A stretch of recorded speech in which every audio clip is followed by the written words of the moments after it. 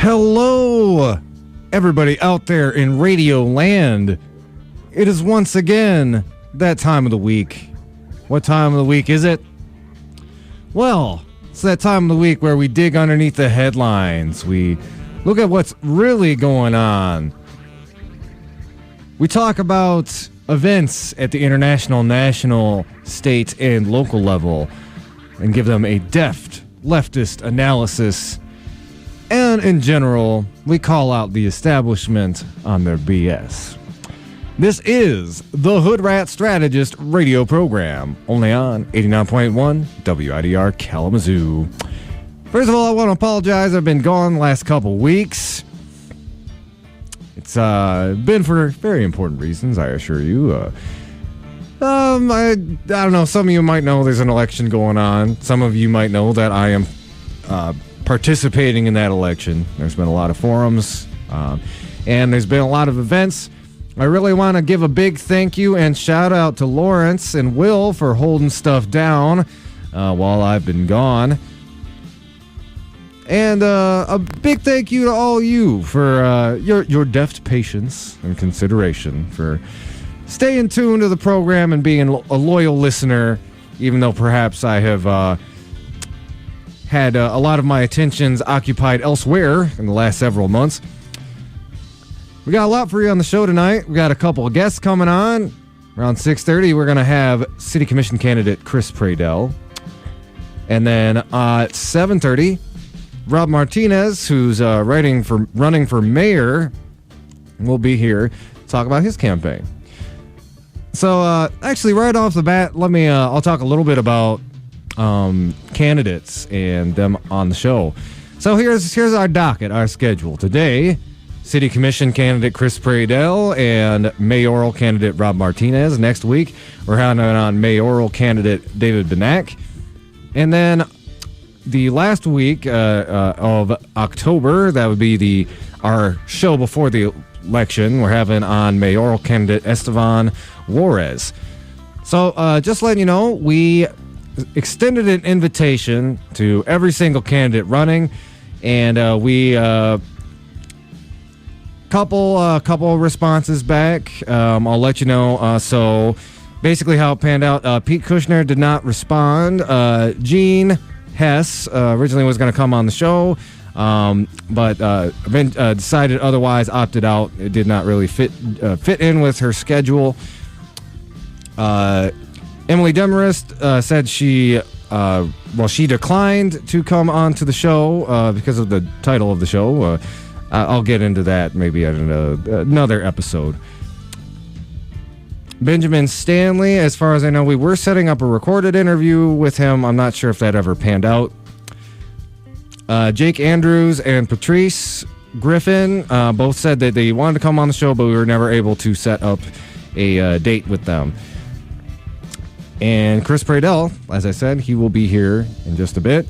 Corey Smith, mayoral candidate, also, he originally said he would come on the show. We never were able to set up a date. And then David Anderson was actually supposed to be on the show last week.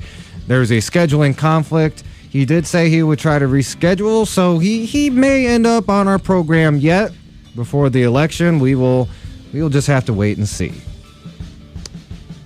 And then for my own part, yes, I am running for city commission, but I don't know. I think me being interviewed on my own show, that's a little extra. Maybe if I ask myself some softball questions, it's like, so Mr. Argo, what's your favorite flavor of ice cream? For the record, cookies and cream. But yeah, no, I don't think I'm gonna do that. I'd say if you, again, if y'all listen to this show regularly, I think y'all know my politics. I would say if you want to learn more, check out my Facebook page, Andy Argo for City Commission. But yeah, I'm not actually going to give myself time on air to talk about it. Now, hold on. I think I might hear a knocking. Let me just double check that. Could just be my crazy brain. We'll see.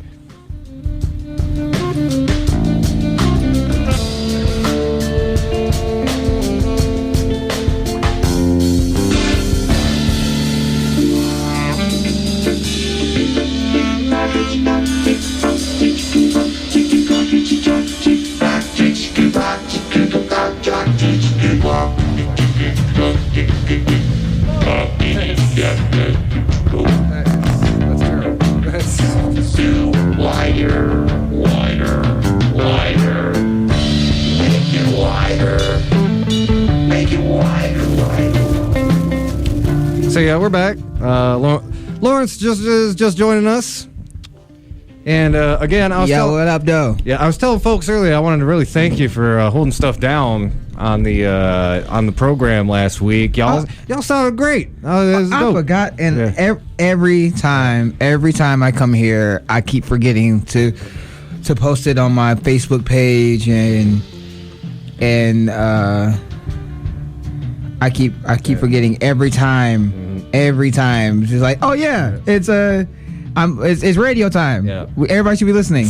But yo, man, it was fun, man. Me and the homie held it down. You know what I'm saying? Like, we know that you trying to get your seat. Get the people a seat. Get the people to seat. I'm on that whole movement politics thing. You know. See, here's the thing, because I'm more of a rabble rouser. I don't know if I could ever run for a seat. Like, I've thought about it, but I'm just like, dog, nah. I'm better on the outside talking mad-ish, and I just need to do more. I want to do more. I need to be doing more activism stuff. Well, hey man, like I said, we got people in here every week talking about different orgs. So get plugged in. Oh yeah, man. Yeah. All day. Yeah. Let's say there are just to think of a few. DSA, they're doing the good stuff in the community. Michigan for Liberation, also Truth, statewide. Truth, racial, Truth, Justice, I am butchering their name and their organization in Kalamazoo full of people who I love. I am so sorry.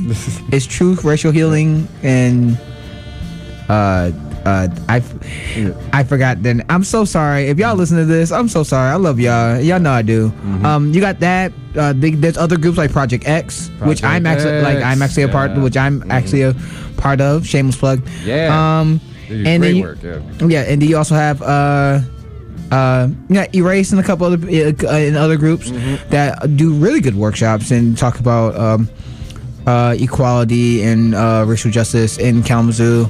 And there was also other activist groups that trying to get people out to vote. There was a young voter debate watch yesterday, and also a young voters forum. I was taking part in that. That was a really cool event. The kids brought some really interesting. Well, I shouldn't say. Well, some of them were kids ranging from like 8 to 16 but they brought some really, really good questions, especially a lot of stuff I hadn't heard in a lot of these forums. Pressing questions about the homeless population, mental health, protecting the LGBTQAI community.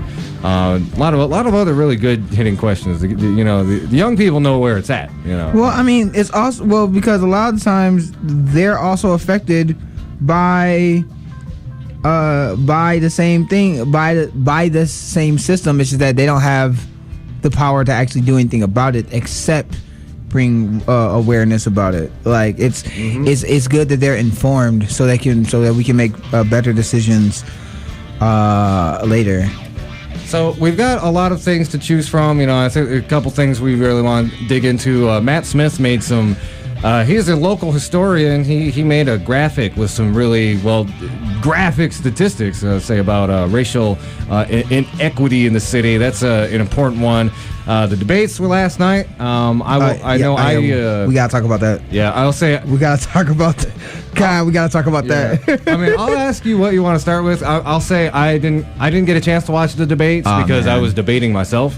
Well, really is more.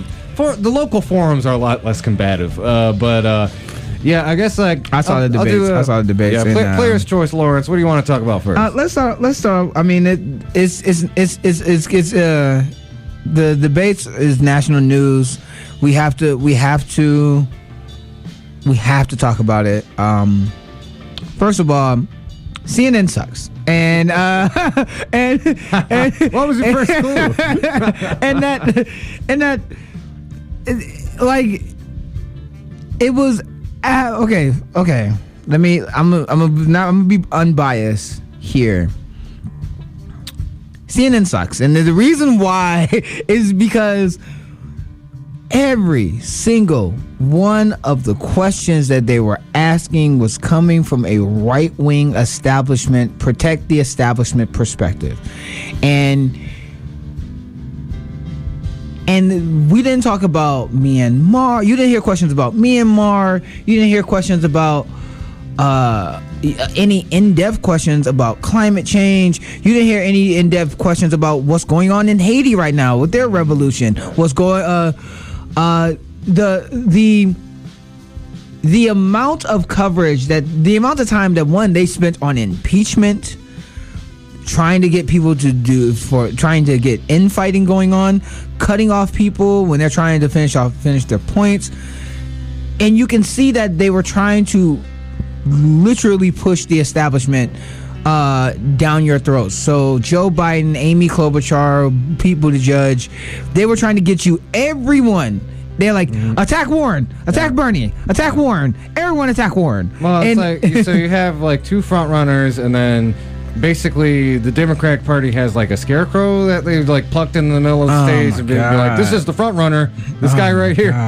Dog. Like the amount of time they gave to Pete Buttigieg and Amy Klobuchar to talk over Bernie, and Bernie still in Bernie in multiple polls.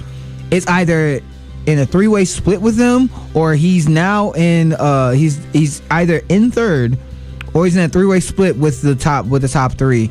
And how Joe has been falling in national polling across the board. I say Joe is only the front runner if, like, on the primary date in every state, everybody under the age of 40 gets like locked in their basement.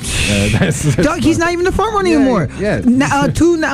Three national polls have showed that Elizabeth Warren is now the front runner. Mm-hmm. So he's not even the front runner anymore. He's not even. So you can't make the claim that he's more electable. Mm-hmm. And especially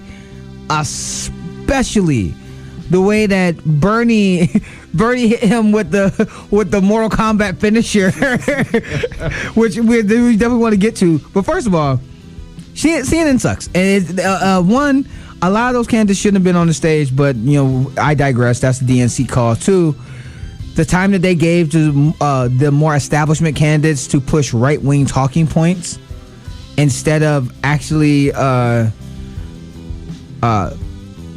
correcting them as a news organization should correct them. The way that they cared more about the sensationalism of people infighting was absolutely garbage. So that's the first thing. Second thing, Tom Steyer got the least amount of time. I'm glad, because he bought his way on the stage and he was just an empty vessel. Amy Klobuchar and Pete Buttigieg were just vapid when it came to the things that they talked about, especially when Mayor Pete was trying to slam Elizabeth Warren on Medicare for All, and he has his plan Medicare for who wants it, and the whole option of Medicare who wants it is a public option, and you give the American people choice. And I'm sad that Warren and Sanders just didn't say, American people, I want you to imagine your house is on fire. Your house is on fire, and the fire department says, hey, we have options for you. Like, your basement's not covered, but your kitchen and your living room, that's covered. Now, your bedroom, on the other hand, this is that extra plan that you have to, that's the freedom and option that you're getting. While your house is on fire. And you'll be like, no, put the house out. Yeah. That's a flawless metaphor right there. It really is. So when you hear people like him and Kamala Harris and others give you this talking point of, we need to give people freedom.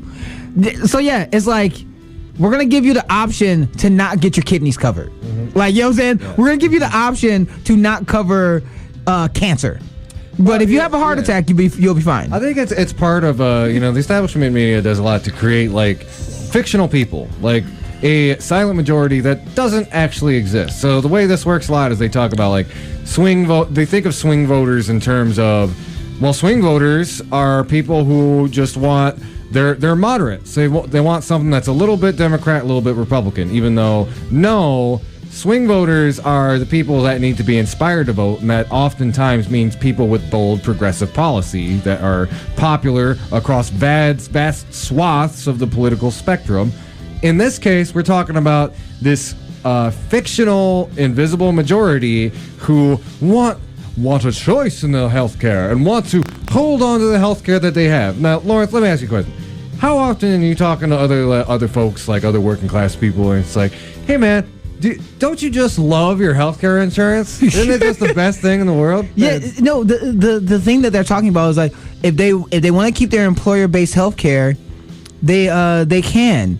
And that was one of the big talking points that they kept using, forgetting the fact that one of the things that I wish Bernie and Elizabeth Warren would have said, they can keep their employer-based healthcare, just like how GM is using the employer-based healthcare to fight against the workers who are striking against them. Yeah. So they're using. So it's like, yeah, if I was Bernie or Warren, I was like, we're in Ohio. GM just has devastated Ohio, and you're talking about employer-based healthcare. They're using the wages in healthcare to fight against the workers who are striking, who needs better healthcare and better pay. So that analogy or that framing is garbage, because if they had universal healthcare, they wouldn't have to worry about that.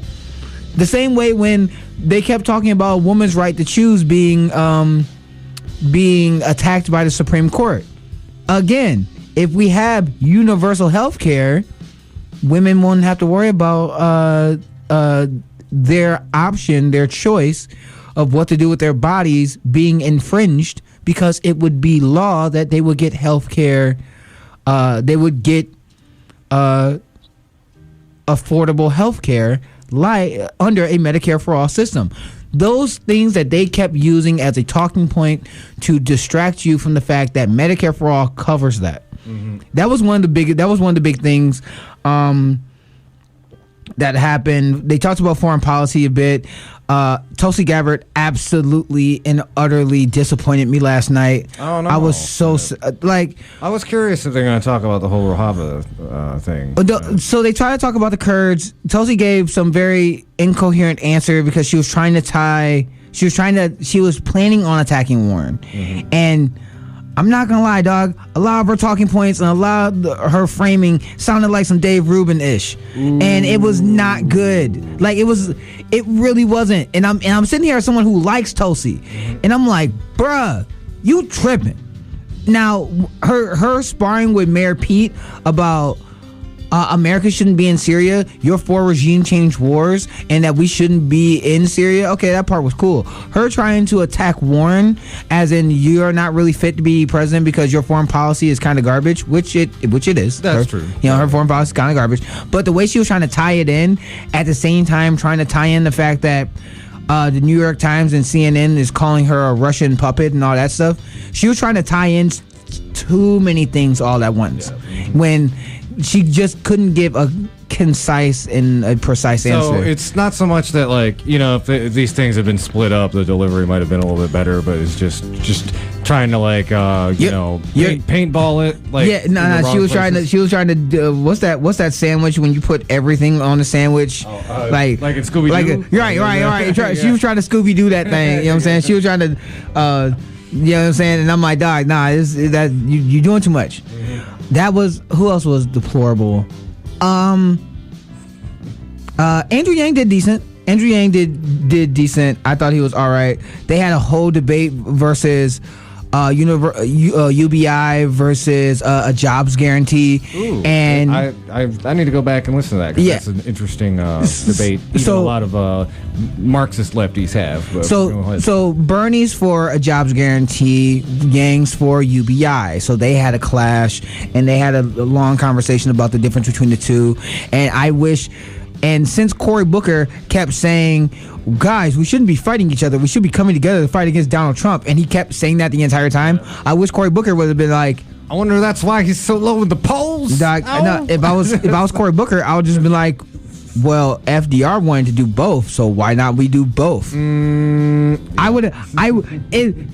again, because Cory Booker kept trying to put himself as I am above the fray. I don't want to. I don't like how we're talking about each other, and you shouldn't be talking about Joe Biden's kids, and we shouldn't. And all this proper smug ass I'm above the fray type of thing. Same thing with Mayor Pete. Mayor Pete was super smug, and I'm like, Mayor Pete, there's a reason why. And I gotta talk about Mayor Pete some more because he's deplorable. Yeah. But I wish that they would have just been like, hey, FDR and Martin Luther King said we should do both a federal jobs guarantee and universal basic income if we want to help the wealth gap in the country. I believe MLK also he had a lot of speeches and essays about that too, right? MLK supported not only did MLK support UBI and a jobs guarantee, he also supported universal housing. He also supported Medicare for all. He also supported free college and tuition. He supported those things because he was worried about automation taking jobs away from the black community. And the poor people in the poor disenfranchised community. He was talking about automation back in the 1963. Back in 1963. Yeah. Like, he was ahead of the curve. You know what I'm saying? Oh yeah. So that was a decent conversation. They kept attacking Warren. For some reason, Joe Biden kept saying that Joe Biden and others kept saying Warren's being vague on Medicare for all, which, let's be honest, she says she supports Bernie's plan, but she also says that she supports everyone else's plan as well. So she was basically trying to capitulate. She was trying to capitulate everyone's positions and saying that we all want the same thing. And it's like, no. You know, actually, I'm glad that got brought up in a way because, to be clear, one of Warren's strengths is she is a policy wonk, and she goes into a lot of very explicit and in-depth detail on many of her proposals, except, yes, her Medicare for all or Medicare for some plan, which, again, she keeps kind of, one step forward, two steps back, and then maybe, slide to the left, slide to the right. Everybody clap your hands. Yeah, but no, but and that was good. But she says that she's unequivocal for Medicare for all. She's not. She has signed the progressive pledge that TYT put out, which Bernie has also signed, Mike Gravel also signed, Marianne Williams was also signed, and Bill de Blasio has also signed, and also AOC and Ro Khanna. And that progressive pledge says that you will fight to get money out of politics, you will fight for a Green New Deal, you will fight for universal free college and tuition, you will fight for a living wage, and you will fight for Medicare for all. She signed that pledge. So if she backtracks on it, then there will be hell to pay. Also, so they talked about that. They kept trying to get Warren and Bernie to say yes, taxes will be raised. They kept trying to get her to say that soundbite. Yeah, but Warren kept saying no. You're gonna save more money than the taxes that's gonna be raised, and. Then Biden and Warren and Biden, this is one of the things why I said CNN sucks. CNN did not come to Bernie for like 30 minutes. And then the next question that they asked Bernie after that 30-minute interval of not calling to him or asking him anything was, Bernie, you just had a heart attack. Why should people vote for you? And what have you done? So Biden jumped in, talked about what the things that he's done, and he said we need to not be vague to the American people. And Bernie was like, "Oh yeah, Joe, you want to talk about the things that you've done? You did the Iraq War." He was like, "You did NAFTA. You did," and Bernie just starts dragging. He just starts dragging Biden, and you see Biden's face goes from, "Yeah, I got him on this. Look at all the things I've done," and Bernie's like, yeah, these are also things you've done. Yeah. And I wish, and this is just me, but Bernie's not this mean. I wish Bernie would have been like, Joe, while he named all these things. So he named like trade policy, the Iraq War. He named all those things, and I'm sitting here like, Bernie, you need to name the most devastating thing that he cannot deny, which was you worked with Strom Thurmond to you worked with Strom Thurmond to pass to push Reagan and Bush and Jimmy Carter on the war on drugs with things like civil asset forfeiture laws, the disparity between powdered cocaine and crack cocaine, for mandatory minimums. You pushed for laws that we are still dealing with today. Yes. And you worked with Strom Thurmond to do that, to be on the right of Ronald Reagan. So if Ronald Reagan was the king of the war on drugs, you are definitely the godfather. And yeah. I wish Bernie would have said that. Well, Bernie didn't, because Bernie's not that mean. But you could tell that Bernie doesn't like to get into a fight unless he's being attacked. Pretty much, yeah. And that's the thing. Like, if Bernie's being attacked, then that's when Bernie's gonna hit you with the one punch man, one punch. I think, like, most of the time, I think of it just like, he's very consistent. Like, here are my policies. I'm telling it to you again. And it's like he's the guy up there with the school book, and he just and it's like, if you challenge the schoolmaster, he's gonna bonk you on the head with that school book. I need Bernie to be like, cause Joe and them was talking about you're being vague. I wish Bernie would have been like, vague. Bernie was like, I wrote the damn bill, and I wish Bernie would have been like, vague. Did you read any of my policies? Did you? I was like, I just did a whole policy about corruption. I just did a whole policy. I just wrote out a whole detailed policy about getting money out of politics. I just wrote a whole policy about corruption, financial corruption. Have you lost your mind? Have you? I did a whole policy. I did a 120-page proposal on Medicare for all, and you're saying I'm being vague? Have you lost your mind? And that's the thing, and that was the other thing that also happened, which is now getting a lot of viral attention. Warren's exchange with Joe Biden is getting a lot of viral attention. I don't want to talk about it because it was kind of garbage. But the other thing that also got a lot of attention actually was Julian Castro when they were talking about foreign policy, and he said, which was one of the most devastating quotes. He said, the president is letting ISIS fighters get away as he betray our allies, the Kurds, and he's locking up kids on the border. So he's engaging kids, but he's letting ISIS run away for free.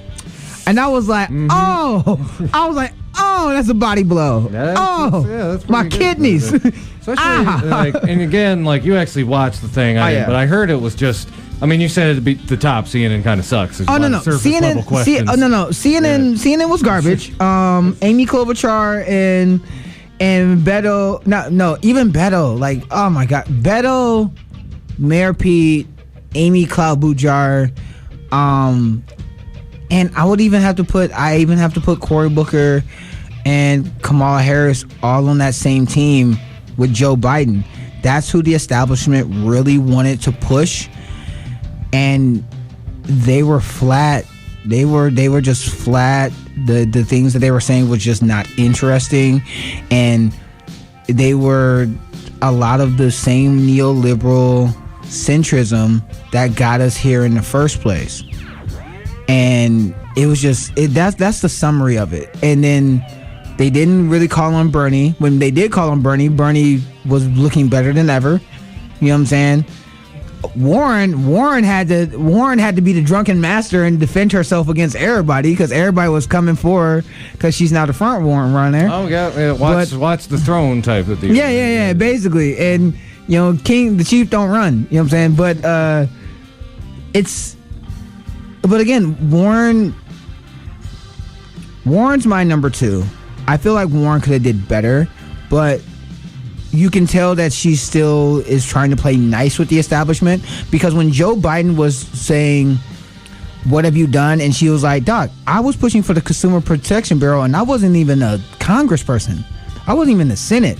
And Joe was basically yelling at her saying, I was whipping those votes for you. I supported you on that. And you see her face, and her face was like, no, you wasn't. What? Oh, like, why are you lying to my face right now? And like, I wish Warren. I wish Warren, because again, Warren is nice to the establishment. Bernie is not. Warren's not going to say anything or try to fight back in the same way Bernie is. And this is the reason why I support Bernie over Warren. Mm-hmm. Warren will play nice with them when they're BSing. Bernie's like, I'm gonna give you the facts. Yeah. I'm gonna give you. What's the tagline of this show? Calling out the establishment, right? Or something. Yeah, like he's like I'm gonna give it to you straight, no chaser, and don't make me tell. It's like Bernie's basically like, if you lie about me, I will tell the truth about you. Warren is like, okay, look, I just want to get my policy out here, and I'm not trying to ruffle no feathers. Well, I didn't watch the debate, but I think that someone said recently, it's like, well, I think Bernie did that interview. It's like, what separates you from Warren? And, what he said, I think really gets to the point where, if you look at Warren and Bernie, they do have very similar policies. And honestly, they'd both be like a good, not only, well, obviously better than Donald Trump, but a good push to push the country in a more progressive direction. But Warren, at the end of the day, is basically on the very left wing of the capitalist class, whereas Bernie is like on the very right wing of socialism. Yeah, so Bernie, she calls herself a staunch capitalist. She's made spirited defenses of people like Joe Manchin. You know what I'm saying? Like, she's done things like she supported Ben Carson to be the head of HUD, and then after getting major backlash from the progressive wing, she then voted against him. So there are moments, and also her policy when it comes to foreign policy is bad. As you notice, during her time, she pushed the Obama administration from the left when it came to protecting consumers. You notice that she didn't do it when it came to foreign policy, when it comes to Israel or any of the other things that the Obama administration was doing, when it came to the drone strikes or things of that nature. So that's why on live TV, you could see when she found out when AOC, Rashida Tlaib, and Ilhan Omar are endorsing Bernie on live TV, she looked really shocked. And it was like, not because. Wait, are you telling me that the only Democratic socialist in Congress decided to endorse a Democratic socialist? Is that what you're telling me? What I'm telling you, you're blowing my mind here. What I'm telling you is that 3 out of the 4 members of the squad was like, "Hey, yo, Bernie." they rolling up like Reservoir Dogs. Somebody gonna be missing their right ear. You know what I'm saying? They coming through like, you know what I'm saying? They coming through. You know what I'm saying? But the thing is that Warren is about structural reforms, but her structural reforms are still trying to save capitalism as a concept, not understanding that capitalism as its as a core will eat itself. Mm-hmm. But she's for good. She's for means tested approaches, where Bernie's like, nah, dog. If we're gonna do it right, and we're gonna do it the same way that other countries have done it, because that's how it works. All right, yeah, I hear that. So I think we should probably move on from this particular topic. Mm-hmm. Any other final thoughts before we're gonna go a quick break, and then we have a special guest on. Final thoughts when it comes to the debates and when it comes to the horse race. You can see in the mainstream media's recap of the debate of where they were leaning and where their biases and lies. Like, and you saw it in a lot of the mainstream media's coverage after the debate, their analysis. If you think people like Amy Klobuchar and Pete Buttigieg or Beto O'Rourke or even someone like Tom Steyer did really well, or even Kamala Harris and Cory Booker did really well last night, you have lost your mind. Like, seriously lost your mind. And if you honestly think that they're more viable candidates than Bernie or Warren, you are completely lost. You've drunken the Kool-Aid. I don't know what that Kool-Aid is, but you need to stop. CNN makes it. So, oh, man. So, y'all listening to the Hoodrat Strategist radio program only on 89.1 WIDR Kalamazoo, your only source for political revolution.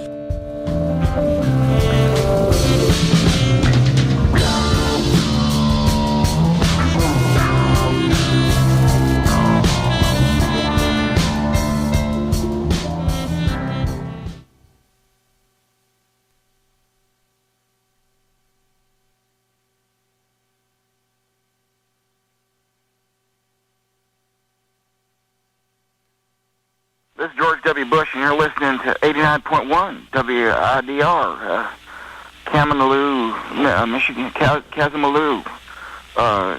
You know what you're listening to, Kalamazoo, Michigan, man. What are you, stupid?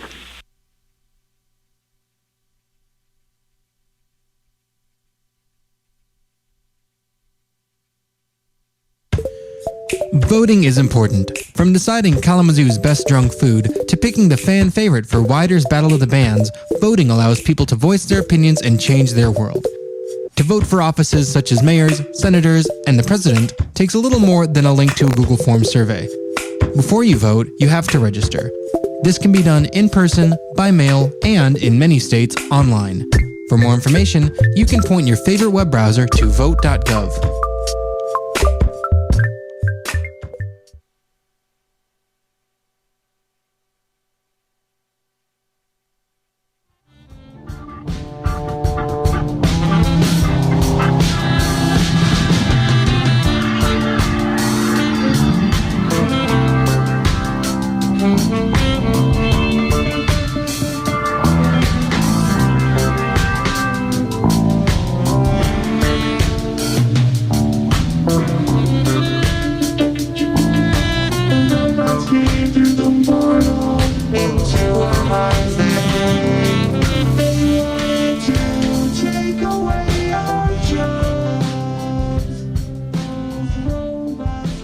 But Bernie.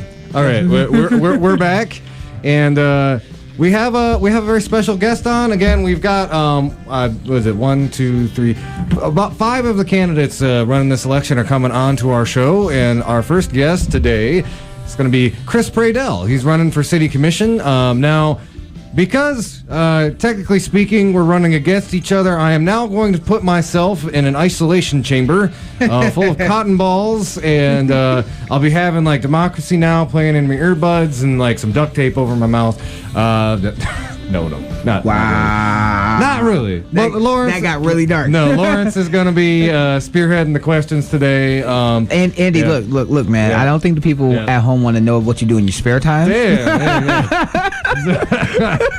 See, okay, my alternate joke. See, I had an alternate joke that was gonna go. It's like, actually, Chris, I invited you here under false pretenses. We're just gonna Highlander for the election. I got the swords right here. There can only be one.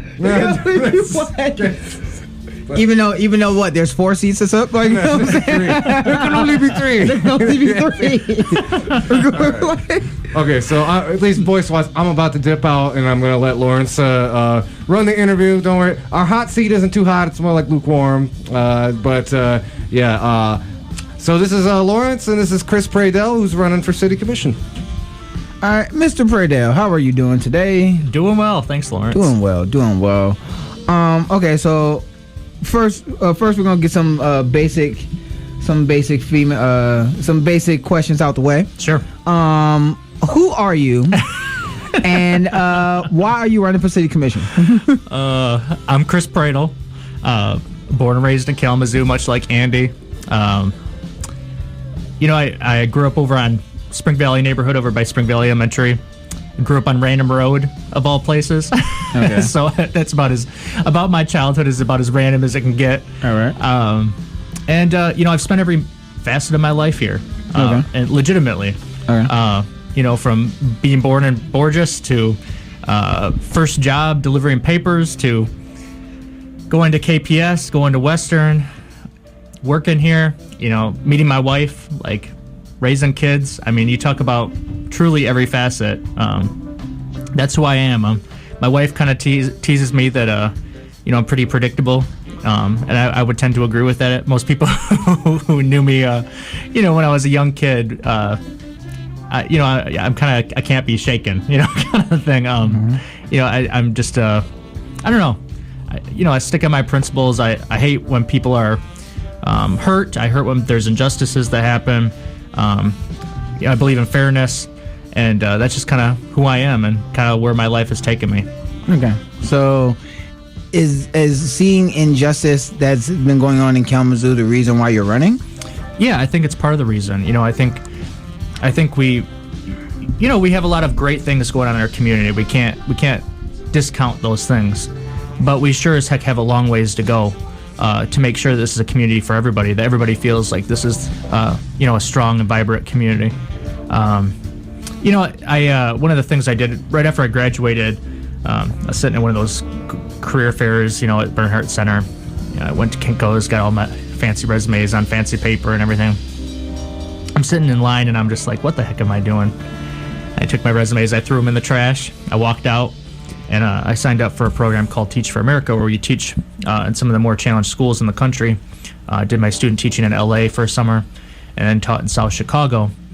And it's remarkable, as small of a community as we are compared to Chicago or Los Angeles, a lot of the problems that my kids and their families faced are a lot of the problems a lot of people in our community are facing. And so, I see a lot of parallels between those experiences. And, one of the commitments for doing Teach for America is that you take that experience, you teach for 2 years, you commit to 2 years of teaching in schools where they have trouble keeping teachers and substitute teachers. But one of the things that you do is you commit to focusing your life on correcting and trying to serve people and rectify these, injustices that are happening around our country. Unfortunately, too many of these places, including zip codes in our own community, people are grown into a community, grow up in the zip code, and the deck is automatically stacked against you that second. And I don't think that's fair. Adding to that, we're gonna get into some policy. Sure. Now, Yeah. You talked about some of the problems, especially when it comes to you talk about you teaching. Mm-hmm. There was a study that just and some analysis that just came out recently, talking about the education rate between minorities in our community and graduation rates between minorities in our community and whites in our community. Yeah. And a lot of that has to deal with not just the way that we are funding our schools in Kalamazoo, but the type of incentives and revenue and programs that we are either keeping or taking out of KPS programs. I was wondering, what is your initiative or things that you are going to be fighting for when it comes to education in Kalamazoo? Yeah. So my real passion, like my passion before I got into this race, and it still is, I still serve on their board, I'm still heavily involved, but is adult literacy. And you might ask yourself, like, well, what does that have to do with our kids, right? There are 25,000 functionally illiterate adults in our community, people who can't read even at the third grade level. So can't read like a prescription bottle, can't read enough to fill out a permission slip at school. You get a permission slip from school saying like, hey, we got eye doctors coming or the dentist coming that can provide you services. Can't read that. Can't read to their kids before they go to bed. 25,000 adults in Kalamazoo County. That's 13% of our population. It's like this ghost population that we just turn our eyes back and just pretend don't exist there. But the reality is that they're there, and they're very much there.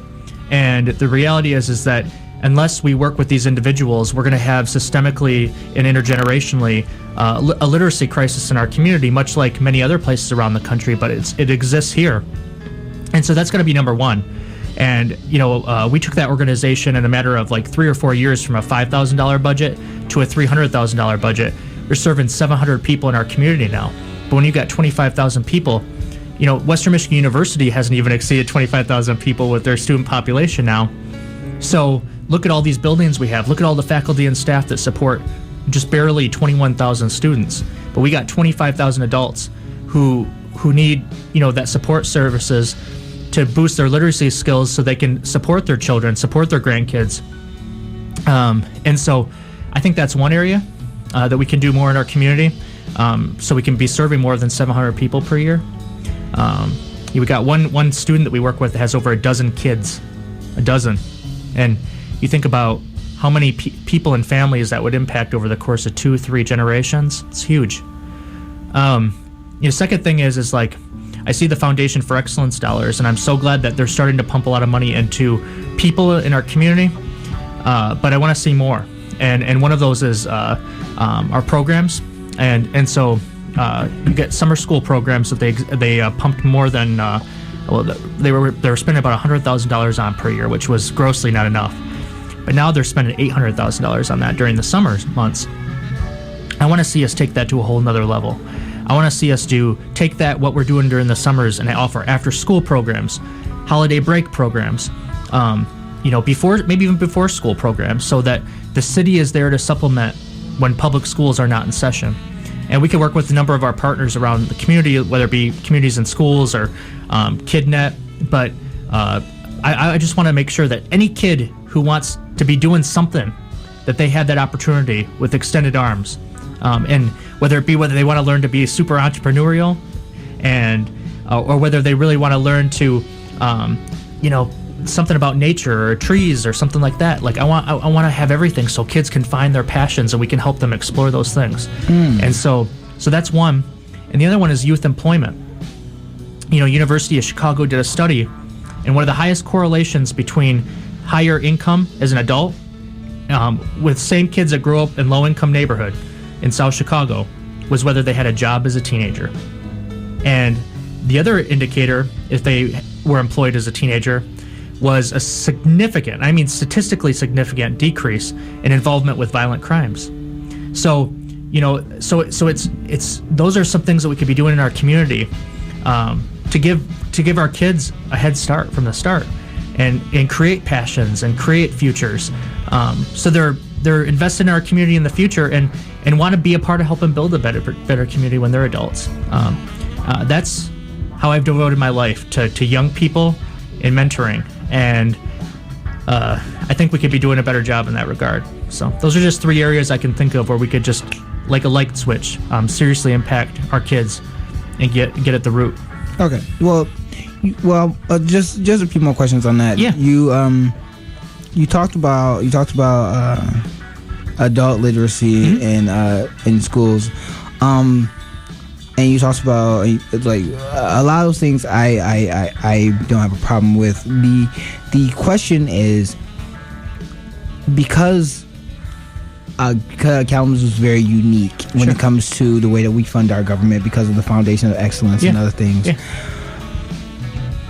Are you going to be bold and fight for when it comes to certain other people on that's a part of the council who may not see your vision or are afraid of the billionaires that are giving our city money? Sure. Where is your stance when it comes to fighting for putting more funding back into the education systems here in our cities, and trying to make it more affordable for those in our community who may not have the money to be a part of those programs, or may not be able to financially be a part of those programs? Yeah. I want to be a people first person, and I'm not afraid to stick my ground in that. And the reality is if the city fails to do it, I think that people grossly underlook your ability as a leader to step forward and outside of that seat and outside of those chambers to bring people together. And you could talk to Andy and get his take on me as a person, but I have spent time and gotten to know every single person that's running for city commission, and I've gotten to know everybody who's on the commission. I've probably met with, I've stopped counting, but probably 300 people one-on-one from every walk of life in our community. And I believe that, outside of those chambers, I can be an effective leader as well. And I'm willing to do that. And I want to be focused on our young people. I want to be focused on our future. And having 2 little kids at home, a third on the way, they're my motivation, because I can't walk out of that house every day without seeing little people and thinking about not just their future, but all the people their age's future.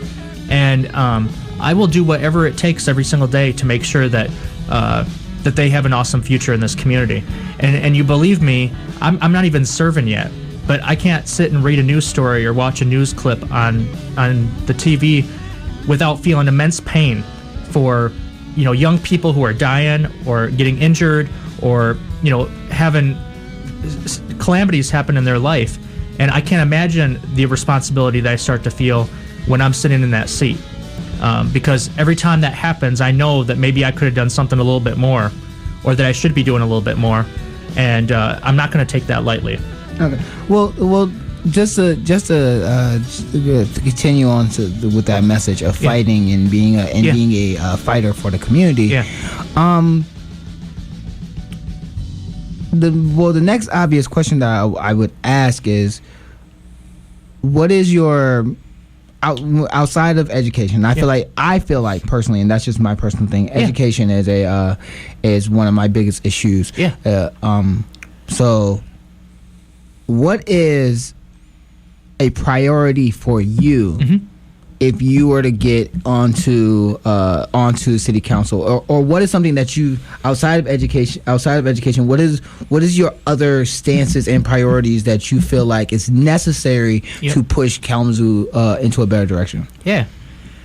So after I met with these 300 people, and I've been knocking on doors and going to events and whatnot, we kind of picked some different issues that we call get at the root, right? They're not the Band-Aids, they're not the quick fix type things. It's what are the things that are going to create systemic generational change in our community forever? The things that are actually going to tackle that 30% poverty rate that just sits stagnant for decades, right? The Promise didn't reduce that number. The Kalamazoo Foundation and all their efforts and everything that they've tried have not changed that. Learning Network didn't change that.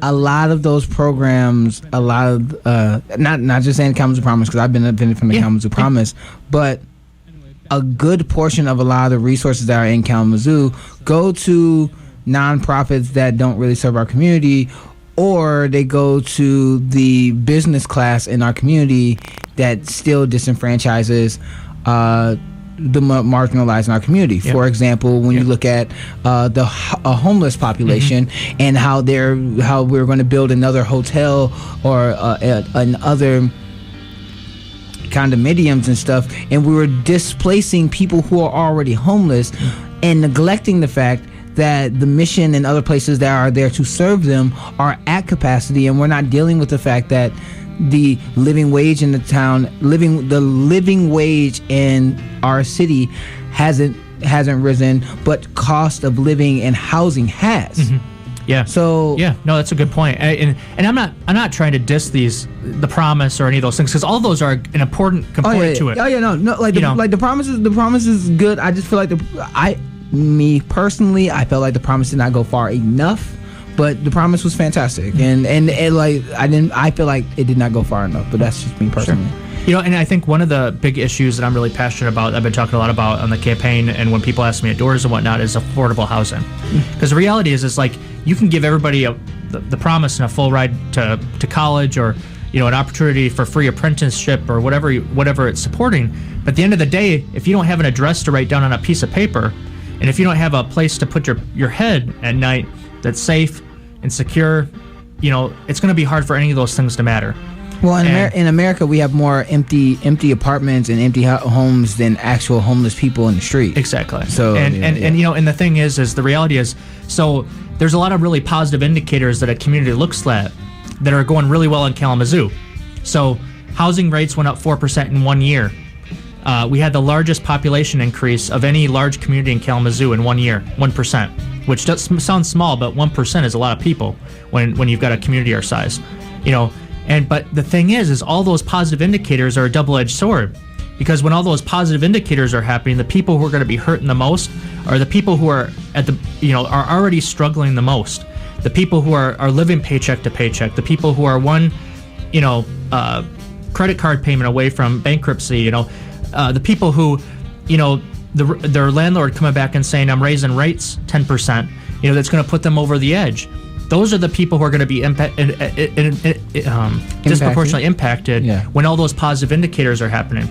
And so the biggest thing is I think we as community leaders, like as we're putting the throttle on growth, you got to be putting extra throttle on thinking about the people who are that's going to adversely affect indirectly. Right. And so I think affordable housing has got to stay absolutely front and foremost in terms of things. And there's a lot of things too. A lot of people think of.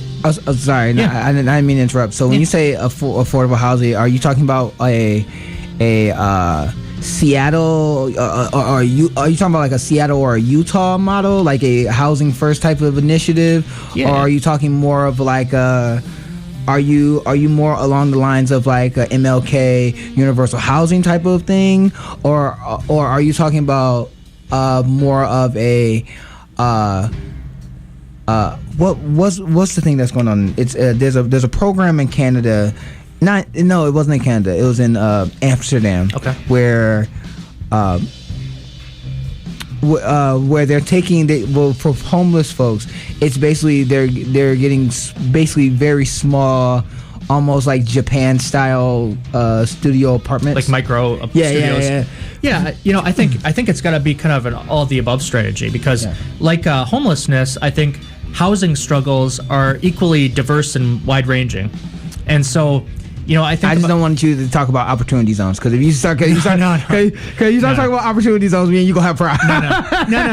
I think what I'm talking about is like, there's a lot of different things. Like for instance, looking at how people are adversely impacted if they have a criminal background.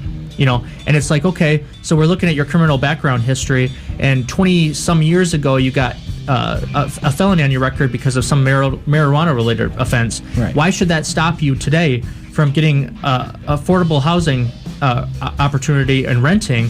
If you are working and have a paycheck, and even if you don't, and so I think like things like that we can look at as a city. The other thing is like even the city of Jackson recently had a ordinance. I haven't had a chance to look to see if it passed or not, but somebody introduced where say if somebody is kicked out of the apartment because of something that the facility was condemned, or maybe a tree fell on the roof and now it's not inhabitable.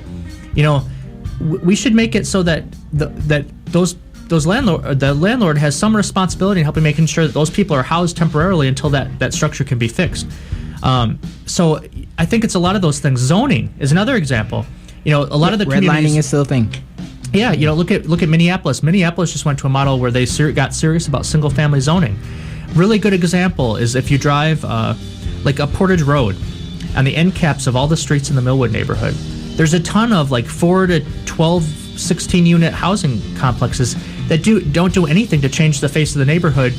That you're fitting basically a 12-piece unit on a parcel of property that would normally take up one home, and they're affordable places to live. They're not the expensive $1,500 a month housing at like downtown. But if we could do more of that in every one of our neighborhoods, we could start making a serious dent in it. And so that's why I say I think a lot like homelessness, we can't treat the homeless population like it's just one group of people and just paint them as people who just aren't trying. It's so many reasons. Yeah. A study recently came out. I'm not to interrupt you. Yeah, I'm sorry. I appreciate it. But a study came out recently that 43. I think it was a Harvard Harris study. I will when this gets posted, I will make sure I post the study, because I don't know if it's Harvard Harris, but 44% of workers of homeless people in America have full-time jobs. Yeah, Andy. 44. I don't know if you attended any of the debates or watched any of the ones that Andy was in. One of the things, Andy and I were both working during the polar vortex, volunteering in some of the temporary shelters downtown. Yeah. And we did multiple nights, and Andy was spot on when he brought up the fact the number one request he received from people was people asking for a wake-up call. And the reason they needed a wake-up call is because they were waking up from a homeless shelter to go to work the next day. Yeah. And this is in the United States of America. This is in Kalamazoo, Michigan, the city of the promise. Right. We can do better than that. And I think and so anyway, so I think rent control would be, I think, in my personal opinion, rent control and would be something that we definitely need to stem the tide of outrageous price hiking when it comes to housing in our community. That's just my personal opinion. Yeah. Well, I think the one thing that we are one thing that's really tricky about the county is we got this big, large county, right? Over 250,000 people in that metro area or whatever. But we got a really large metropolitan city in that county. And so when people are looking at the housing rates, they're looking at it at a county basis, and it's discounting the fact that we as a city are in a whole different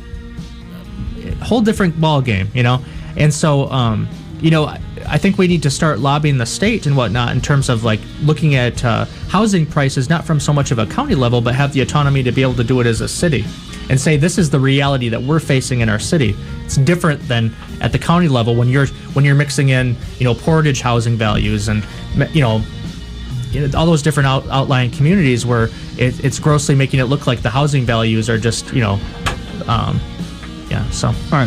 right. So it is 7:00, and we normally do need to take a break. When I'll come back and probably ask you a few more questions, so I know you have to go. Yeah, thanks a lot. You can push till like about 7. Yeah. No, I mean, it's just that it's not that I need to actually go use the bathroom. So we're gonna, we will actually. We are going to take a break and potty breaks are important. Yeah. So yeah.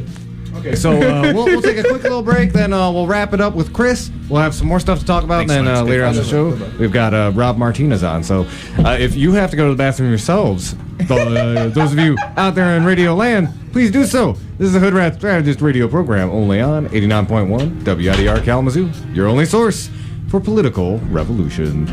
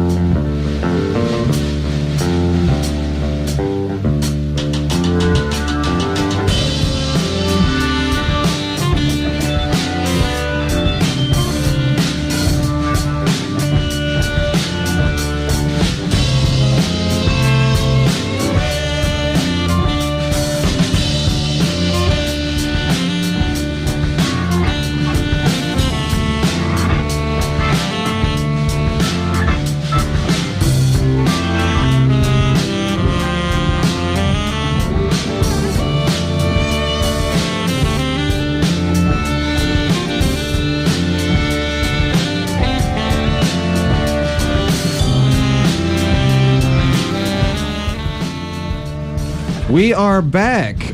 So we're going to finish out our interview with Chris Praedell. I think, Lawrence, you got maybe like one or two more questions left, and then we'll chit-chat about some other topics, and we'll have Rob coming on later on in the program. So I was like, if you want, we could just have a three-way discussion. It doesn't necessarily have to be an interview if you want to stay and not be sequestered somewhere else. Yeah. Like it's not like this is actually something that I wanted to ask both of you because you're both running. So there's actually some stuff that I wanted to ask both of y'all. Since both of you are running, and I asked, we were talking about housing and education. So I wanted to ask both of you. One of the big things that happened in Kalamazoo recently was Kalamazoo's cooperation with ICE. And that was a very big issue. I know we've talked about it multiple times. I definitely wanted to talk about that and also talked about that when it comes to how our community interacts with law enforcement, and how, as commissioners, if you are both going to be on city commission, what is your responsibility in making sure that the community and the people who are supposed to protect and serve the community are okay with each other, and what is your responsibility to make sure that the transparency of discipline when someone does something wrong is being actually done. Like for example, if y'all don't know the story that just happened in Texas with the black woman who was shot and killed through the window. She got shot through the window by a police officer who just walked up and was supposed to be doing a wellness check. So that's kind of like a two-part, like police accountability, both with like, police brutality, and then like also like that with the ICE part, part of that question. I don't know. Well, Chris, this is your rodeo. I don't know. I can do something real brief, but if you want to dive right into it, let me know. Sure, doesn't matter. I mean, I think for me, it comes down to a couple things, right? Yeah. Like, we got to get real about making sure that our police force is reflective, and maybe even more reflective than the makeup of our community, in an intentional way, and that means like actually hiring. And I know that there's, it's law says we can't, but there are point systems that we can use. There are creative approaches that we can use to make sure that we're hiring people that understand our community, that know the people in our community. You can't tell me that there's not a different thought or approach to how you're going to police if you're a person who grew up in the neighborhood that you're patrolling, and you know the people when you're walking down the street. Totally different scenario, right? Than somebody who's coming in from maybe a different city, maybe doesn't have the cultural competency that understands our community. And so I think that is first and foremost vitally important. And in terms of not just our black population, but also Latino, I mean, we need to make sure that we have people of the makeup of our community, flat out, number one. Number two, I think the other component too is cultural competency. For me as a professional, it didn't matter whether I was a teacher or whether I was in the alumni relations profession. I want to learn and grow. I want to be better. I want people to open the horizon and help me understand how I can be a better teacher, how I can be a better alumni relations professional at a university. And, the reality is we should be hiring people who thirst for that kind of growth and development and cultural competency, right? And whether that be better understanding our community and how our communities work, or understanding trauma and how trauma impacts things, and mental health. I will say this, for our public safety folks, there are a lot of great public safety people who work in our force too. And I can tell you how, because my wife's a mental health professional, and she was a part of this program called Mobile Crisis Response. And she was the lady that you called when some kid was in crisis. And, our police officers, unlike a lot of communities, are mental health professionals. They're, keeping our citizens safe. They're firefighters, they're paramedics, all formed into one, and that's a heck of a lot of responsibility we're putting on an individual. And so makes the onus even greater that we got to make sure these people are ready and have great hearts to serve in our community, but also understanding that they have a pretty damn tough job too. So kind of that's where I am with that. Andy? Again, I do want to kind of be brief. Again, people hear my political shtick, week in, week out, but I guess I'd say like just the two real brief things. So actually we got to ask this question at the youth forum yesterday, and I guess I wanted to just kind of extend on it. It's like, I think like more than 45 seconds. Yeah, more than 45 seconds. Yeah. I hope they enjoy this. Like, I've got a couple radio interviews coming up. I think you do too. It's nice to be able to actually dive into a topic rather than just like. For sure. We're definitely going to be extending these answers. We need to. We need long formed answers. You know what I'm saying? But we don't need. Right.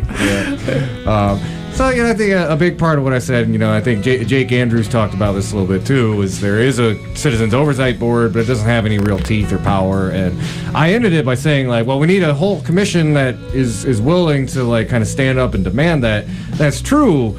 But I think you were going to need a very large grassroots movement to get that done. There's a reason that it hasn't happened yet.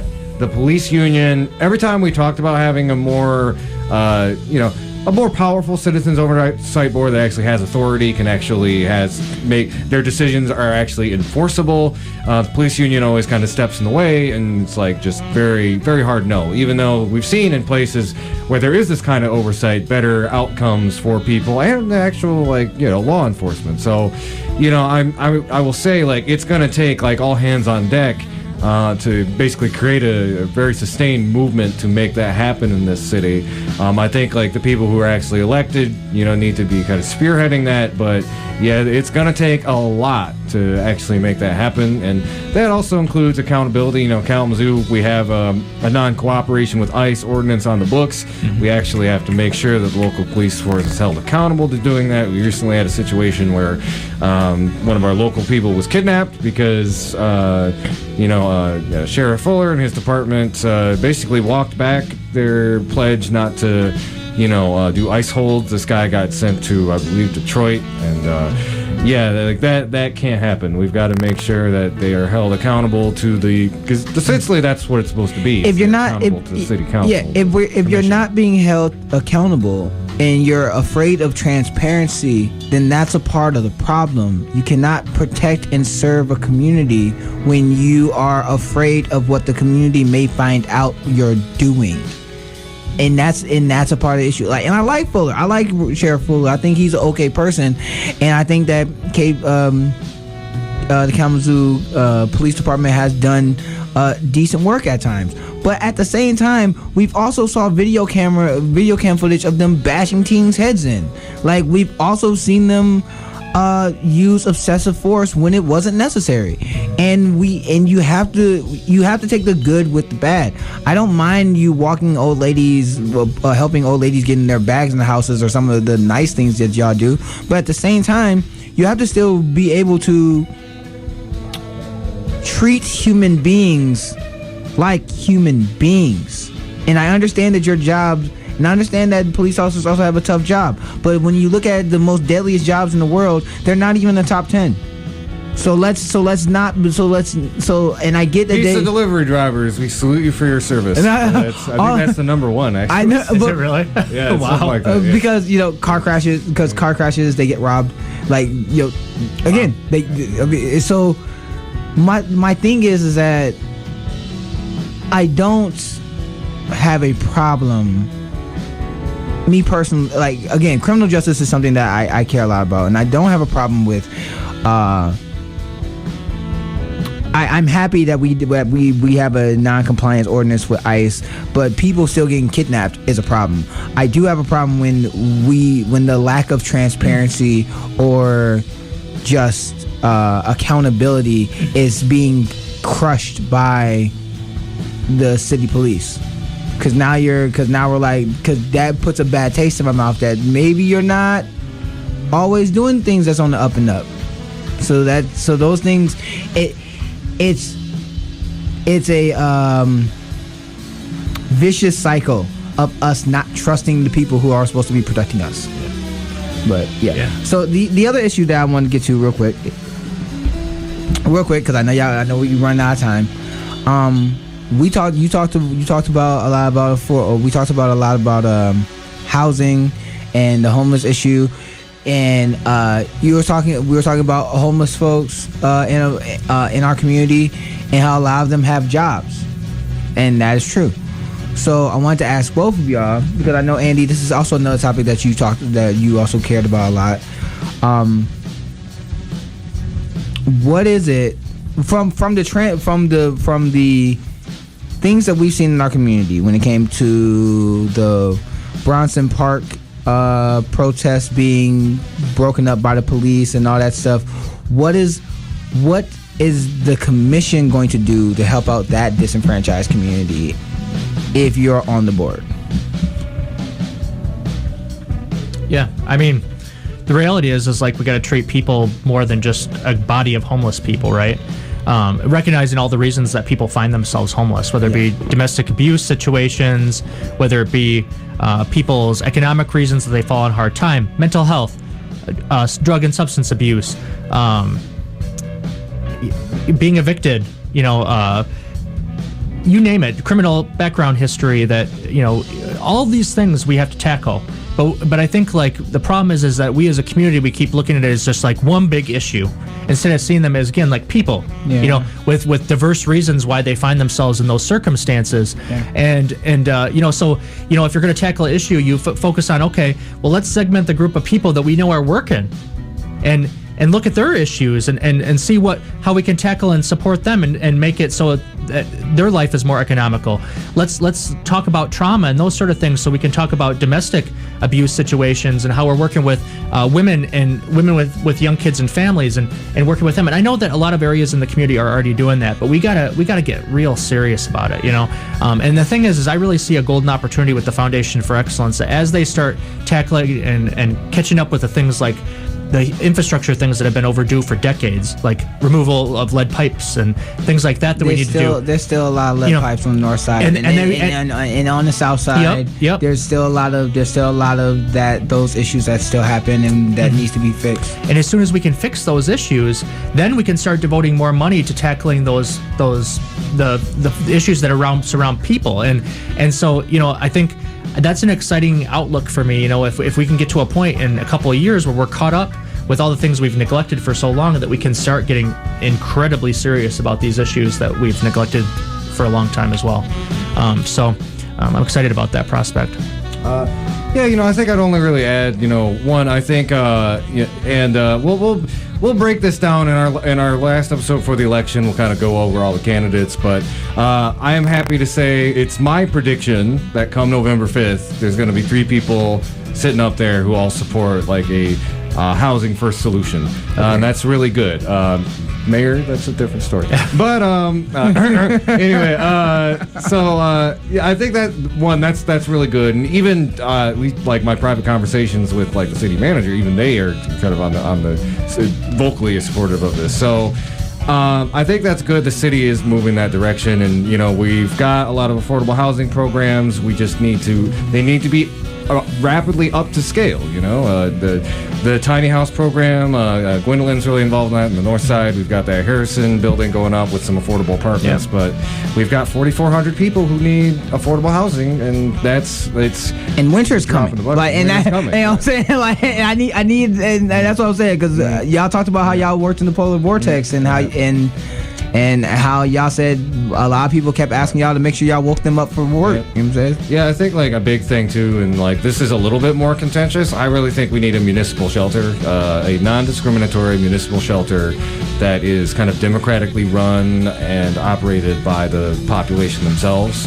Because this keeps getting kicked around. A lot of people say, well, maybe that's not the city's job. And it's like, well, it's got to be somebody's job, and the city should step up. We don't, we keep kind of passing the buck to places like the Gospel Mission that, again, the homeless population has complained many times about them, and they are discriminatory. So, we need to step up and make sure there's that, just for the very sake, one, most modern housing programs in capitalist countries, there are always still gaps, so you still need a shelter or housing of some kind. And two, housing first, it's going to be a long-term project. We need something in the interim in order to just get it. And this needs to happen quickly. Like you said, winter's coming. It's already starting to get cold. We gotta do something fast. We can't have people freezing in the polar vortex. Well, and if we can agree to one thing, I know we have an $800,000 millage per year to support families and people with children who are homeless. But Lord, let's get real serious to make sure that there is not a single child that is on our streets this winter or this summer or any day of the year. We need to make sure that there's enough financial resources to make sure that there is no child that is homeless in this community. Yeah, because them 2 days when it was Arctic, where the weather advisory was do not go outside, you will freeze to death. So we've got about 5 minutes till Rob is supposed to show up. And by the way, Chris, this always tends to happen when we have candidates on. It's like, it's about half an hour and like 45 an hour later. Oh, look at the time. No, it's like, Andy in a landscaper, we've had 1 minute sound bites. It's the most liberating feeling in the world. So Doc, again, if we had more time, I would want to have our conversations kind of more like how, again, like the Young Turks or Joe Rogan does their shows, where we can have long form conversations and touch on multiple things. I'd say we still got about 5 minutes. If there's again, probably try to direct them all at Chris. Just okay. So last question. This is the last question because we gotta get it going. Who do you like running for mayor, and why? Yeah. I'm not saying are you endorsing anybody, but what is a no-go for you? How about this? And for the sake of not alienating 50% of the population either way, how about I tell you what I like about both people? Does that work? All right. Or what I like about the people who are running. Okay. So I'll start with Esto Juarez. Okay. Right. Here's a guy that is young. He gets it. The man has a story of where his young child was shot in his own driveway, for God's sake, A guy who created a program, Momentum, that is literally helping people find, like, life's work and make solid income. And it's a program that's so successful it's being replicated across the country. Phenomenal work. This is a guy to watch. This is a guy who is a change maker in our community, all right? Dave Benek, I think he is a guy who has fresh ideas. He's bold. I think he shares a lot of the values with the people that the largest demographic makeup in our community, where those values lie. Not necessarily maybe where the voters lie, but where, when you talk about the median age at 26, he gets it. He's a college professor, so he gets that age segment. And I think he's somebody that is really thinking about a lot of the bold progressive issues that we're facing, and that this next generation, our generation, cares a lot about. I think David Anderson, he's one of those guys that the more I get to know, he's like an onion that you start to unpeel. this guy was a bricklayer, a union bricklayer. He raised 4 girls by himself, and in an era where he had to play homemaker and the working dad, where he's sewing Halloween costumes and reconstructing a foreclosed house. His story sounds a lot like the Tyler Perry movie. Have you ever seen it? I'm not gonna lie, it really does. It's really funny to me. Yeah, the thing that I love about all 3 of those guys, and Robert, I'm starting to get to know a little bit as well too. Is he's got a lot of just real authentic thoughts too, just about life in the city and the kids and stuff that he meets and interacts with, and he's a small business owner. But I think the one commonality that I can honest to God say about everybody who's running is, and I've been paying attention to this stuff since I was a teenager. This is the first time I can ever remember where a group of people are running where, honest to God, they really are doing it because they love this community. And I think that's true for the people who are running for mayor. Might be different reasons what's motivating them or why they're doing it, but at the end of the day, they love this city and they want to see it become something great. And so, I think I guess my point is that each one of them is going to have a different approach. Each one of them is going to have a different way of doing things. But I think that love in their heart for this city and for the people in this city is there. And so, irregardless if you disagree with whoever's going to get elected or how they go about doing it, I think the key is all of us just holding those people accountable to making sure that they're, getting stuff done. I'm sorry if that's a weak answer, but I just like I say, I'm gonna being a commissioner running for 3 seats with 8 people. If I start waving the bandwagon for one person, I lose. No, it's not that. It's just that if I had some weak tea, I would throw it at you. But it's okay. I was just joking. All right. Okay. So that's local politics. Who do you support? Who do you like in the national politics? For president? Yeah. Elizabeth Warren is my favorite right now. And I would say, I think the reason I like her is because she's unapologetic. She's not afraid. I love her whole mantra, I've got a plan for that. Because it's in an era where people don't want to hear about plans. They just want to hear about quick 1-minute sound bites. And I love the fact that people are starting to get invested and interested in that. And I think, even though she's over 70, I think that she is just a fascinating person who's fought for working class people her whole life.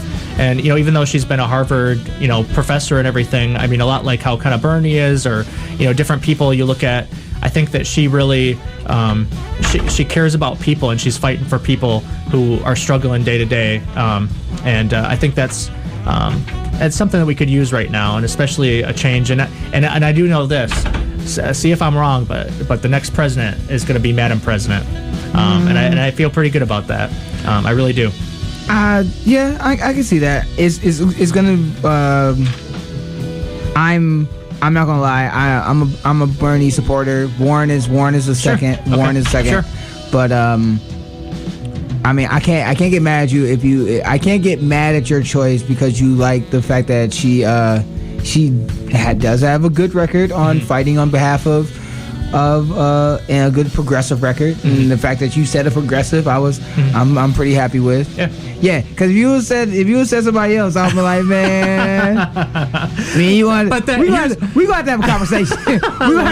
But here's the have a conversation. Can we all at least agree though that I'm telling you, and I know people say this, but whoever gets the nomination in 2020 or 2020, we have got to get behind that person 100%, because the reality is that we got to get somebody in the White House who is just reversing course and on everything that's been happening these last few years, and it's just time to get us back to our roots and back to true American values. And I'm just excited for 2020 because I think we're going to stir things up. I feel that. Like I said, like if you support Warren because of her record when it comes to of her fighting for the Consumer Protection Bureau, if you're saying that you like Warren because you like how she has detailed laid out plans, and how she has a record of fighting for people. Okay, I can't get mad at you. I can't get mad at you for that. Now, if you were just on some identity politics stuff, like it's just like, then we would have a problem. then we're gonna have a problem. That's where I am right now. I could be persuaded or changed, and honestly, I've been, I've been between about 2 or 3 different people for the last few weeks, but and last night wasn't her strongest performance, but maybe it's part of that, just kind of being cautious, being now the front runner, where she's, now that she's got that front runner status, everybody's going to come at you, and she's maybe just kind of thinking like, okay, Jeanette, I'm just going to kind of back off a little bit. Well, I mean, she has to ask for the trouble. Well, she has to defend some of the things that she's done that are bad, sure. And you have to you cannot shy away from those attacks. She cannot pull a Kamala Harris or a Joe Biden and try to double down on some of her bad decisions, like voting for Trump's bloated military budget. You cannot say that Trump is a nuts madman and then give him more money to then give to Saudi Arabia to do a genocide in Yemen. So that is a problem. Yep. So I mean, but other than that. But you're talking about who? No. We'll ask you the same question, Rob. We got you next. We got you next. I know. Again, Warren's my number 2. Warren's my number 2 Sure. because I'm more of a democratic socialist. I'm more in that camp. Sure. So for someone, I want bold progressive plans, and Bernie and Warren has the best bold progressive plans. Just if anybody's wondering, my answer to that question, I am fully endorsing Joe Biden's plan for a real physical revolution in 2020. Man, if you don't get don't make me start heating you in front of everybody. I really will in the radio. Hunter's paying for it. But Hunter's paying for it. man. Okay, so I think we should probably do like the little closing statement. We need your best elevator pitch for why you should have one of the 3 seats. Yeah. And go. All right. So, people who've been sitting through these debates with me, they probably are getting tired of hearing this, but, sometimes it's the saying goes is like, as soon as you just can't say it anymore, you've done it right. For me, it's about the next generation. It's about the youth in our community. And I tell people that the reason I'm in this is because I want to create a generation that we can be I want to create a community that we can be proud to hand over to the next generation. My litmus test every day I walk out of my door is going to be looking down at my kids and asking myself, if this is a tough vote or I'm getting mixed up in the politics and I feel like people are mixing me in my views about how I should vote, I'm just going to look at my kids and use them as my determination how I need to vote on that issue. I tell people that I grew up on Random Road, but I want Kalamazoo to be anything but random. I want to be the leader in almost anything we do. I want when people to Google who does it better than anybody else, I want them to find Kalamazoo, and whether it's how we attack global warming, whether it be how we focus and hone in on poverty, how we tackle affordable housing and homelessness. I think we can be the leader in all of that. We're the Kalamazoo. We're the city of the promise, and I believe that anything we set our mind to, we can do it. And I believe that we have the wealth, we have the genius here, we have the passion. And if anything I learned from the polar vortex is that when the city failed, when the community and our governments failed in terms of responding into a crisis situation, our people came together to solve that problem. And it wasn't people who were wealthy, it wasn't people who were well connected, it was everyday people who were stepping forward to solve these problems. And I know we can do it, but the reality is the only way that we're going to do it is if that we're comfortable sitting across from a mic with somebody who is your opponent, who maybe has different views than you are, that can work together, that can talk to solve those problems, and believe that whatever it takes to do to make this community better, that we're going to do it together. And that's what I'm committed to. That's why I'm in this race. I'm a young adult in this community, and I'm ready to step up. I'm ready to leave. I'm ready to create that next better generation for the next generation. When you drive around Kalamazoo and you see our yard signs, you're going to see a half sun. And there's 2 ways a half sun can be. It can either be a fallen sun or a rising sun. I picked that as a symbolism to believe, with the belief that the best days of our city are ahead of us, and I think that we can all make that happen. So that's why I'm in this race. I really appreciate the time, you guys, and Andy, I always enjoy having a good political conversation with you, Lawrence. Super nice to have a conversation with you too. No, we good. And I look forward to the great things we can do together. So yeah. All right. Cool. I think with that, let's go ahead. We're going to take a quick break, and then we're going to have on Rob Martinez, who is running for mayor. Y'all listening to the Hoodrat Strategist radio program only on 89.1 WIDR Kalamazoo, your only source for political revolution.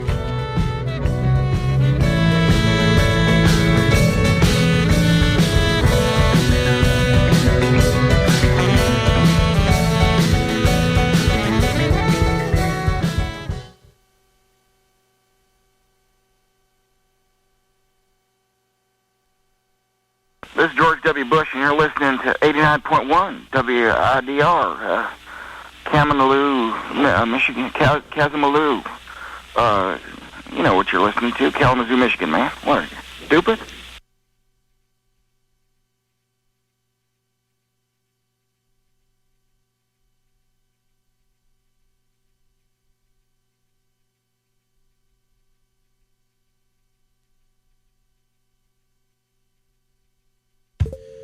Voting is important. From deciding Kalamazoo's best drunk food to picking the fan favorite for Wider's Battle of the Bands, voting allows people to voice their opinions and change their world. To vote for offices such as mayors, senators, and the president takes a little more than a link to a Google Forms survey. Before you vote, you have to register. This can be done in person, by mail, and, in many states, online. For more information, you can point your favorite web browser to vote.gov.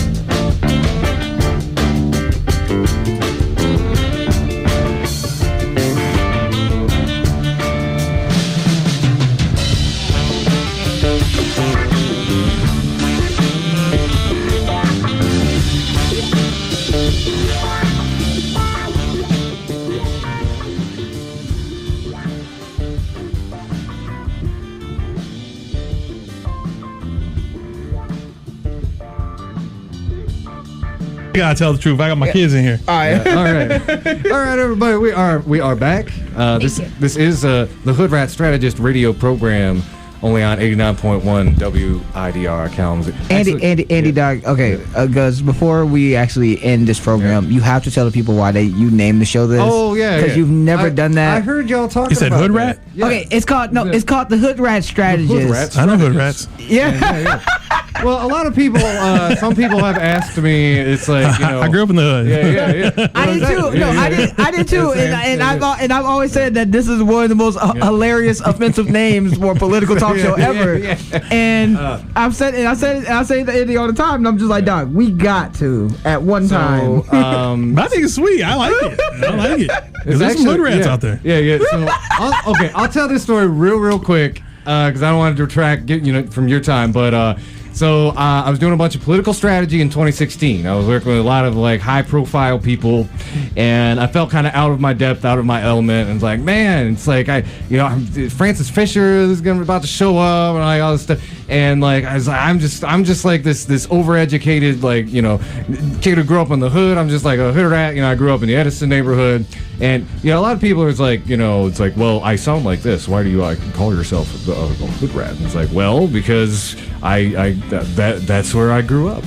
So, but anyway, like sidestep. So I said that, and then like one of the people I was working with was like, "Why are you insulting yourself? Why are you calling yourself a hood rat?" And I'm like, "What do you mean? That's not an insult. I'm proud of that. I am proud of that. I was a dirt poor white boy who grew up in the hood and read a whole lot of books, and that's the reason I call that show that is like." I like to show people that, me and Lawrence, we grew up like low income, like some of the other co-hosts that did. And it's like, we bring that analysis way better than anything you'd see on like CNN or MSNBC. And we're just working class folks who've done our homework and come on. And I was on Hayes Park and Lay Boulevard and Eggleston, and yes, I was right there too. I'm on Calvin William now. What you mean? Like, what you mean? I'm on the north side now. What you mean?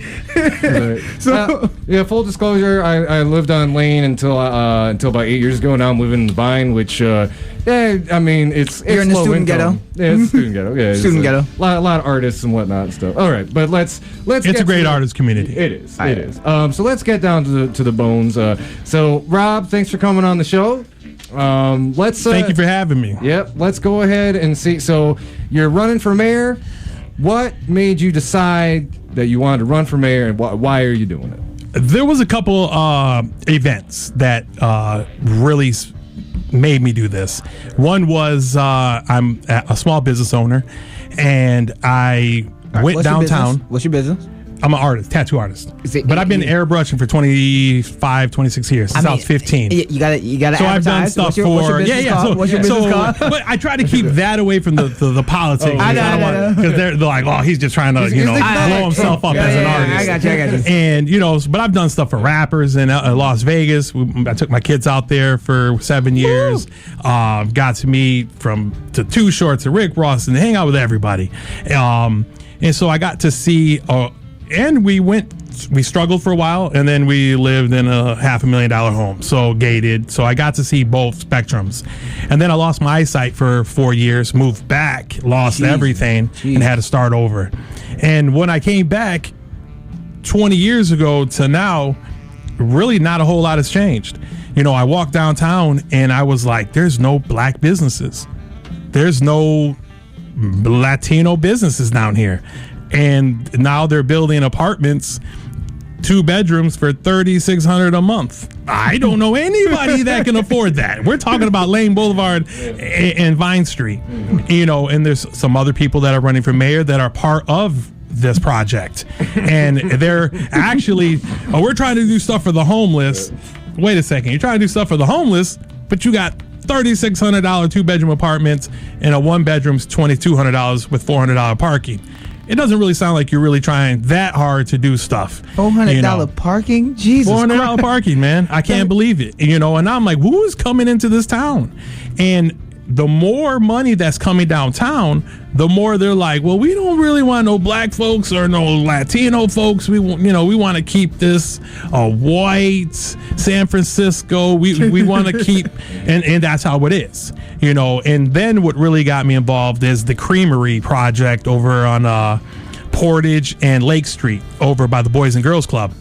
And I recently read an article, and the Atlanta mayor raised $50 million, and she built 505 homes for the homeless.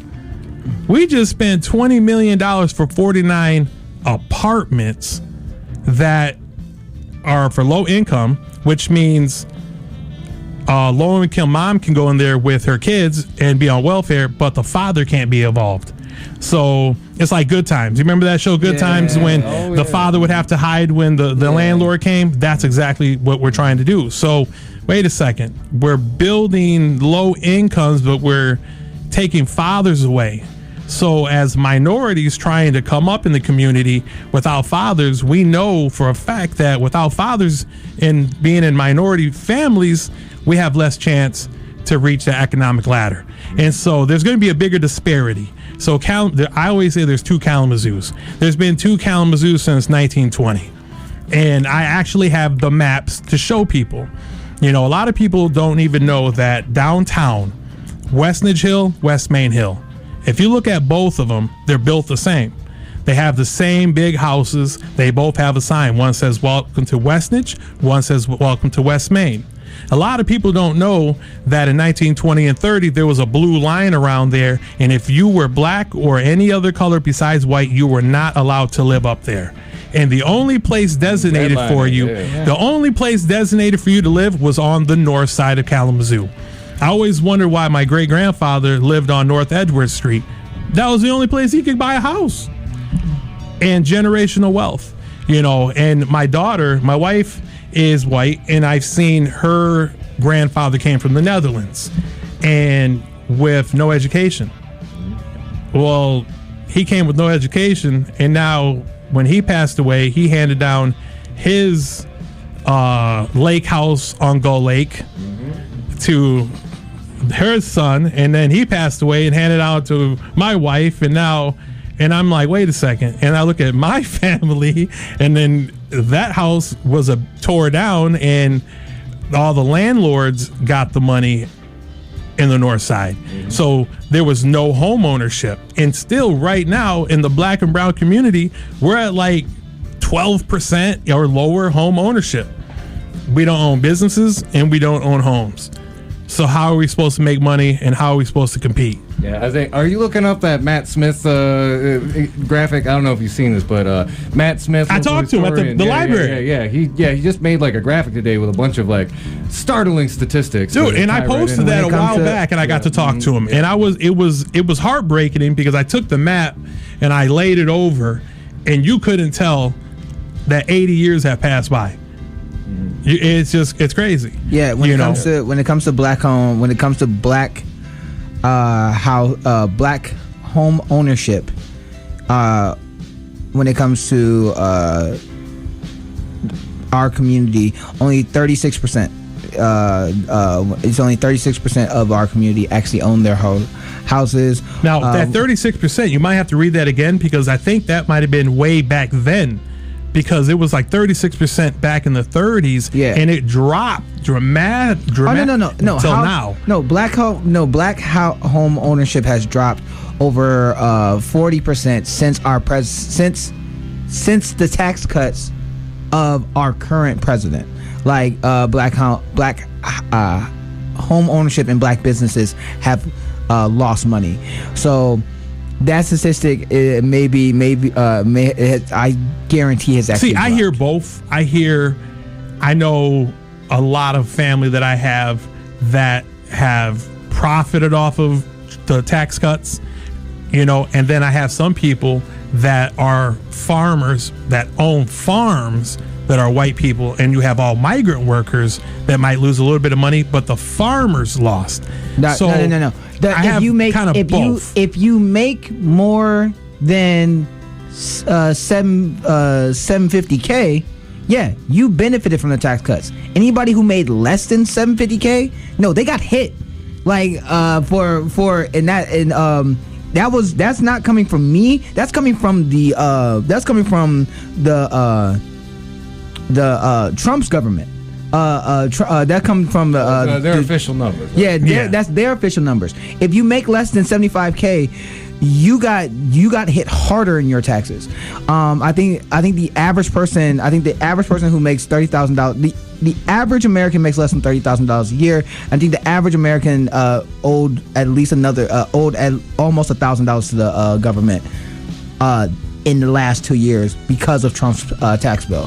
So, in that disproportionately affects in that mode, but that disproportionately I look at different types of us. things because for the first time, like I went over to American Axle when I needed to save up more money to open up my new shop, and so my cousin worked there for 27 years, and so when Trump did those cuts for the first time in history, I pulled up and there was black and brown people, and there was people with tethers on.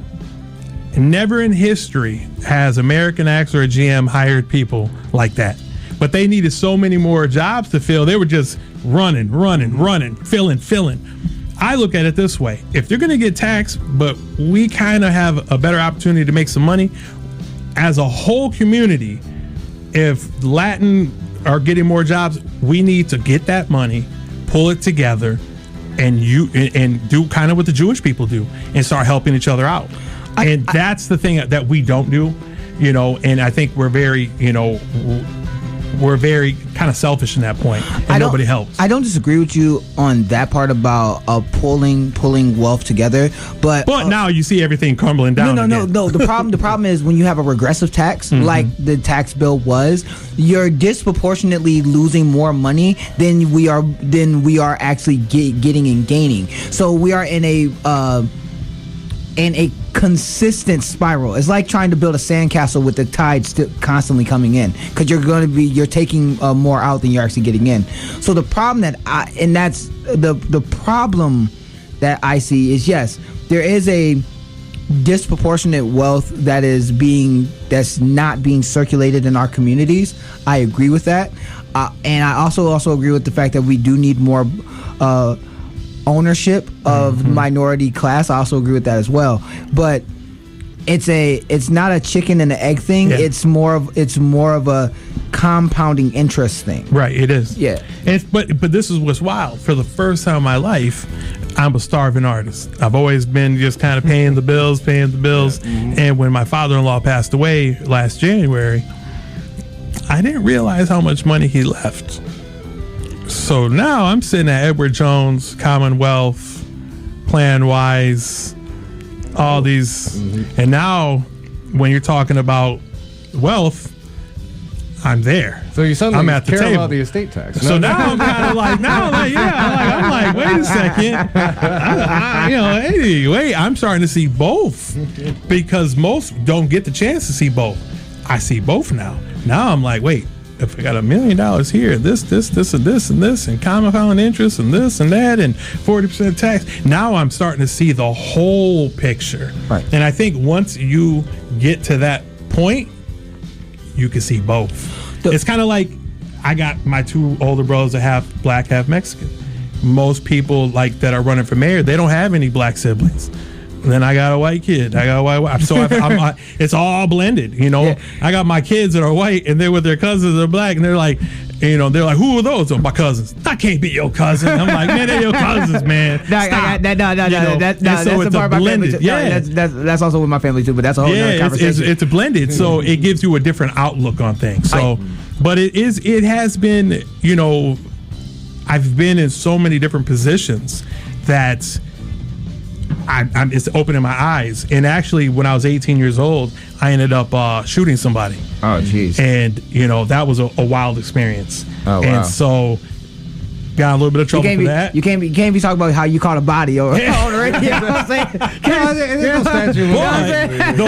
The whole prison system, then you actually really start understanding the prison system. Right. And so me and Ed Genesis, so me and him started doing some stuff about it and really starting to implement things because they're doing so many corrupt things. Right. And, I was briefly there, but it was kind of a self-defense case. So Okay. All right. We have to talk about policy. We've been talking about a Let's bunch go of stuff that's policy. not. Yeah. We have not been talking about policy at all. And the show's almost over. A little bit about taxes. Yeah. Okay. So. Right.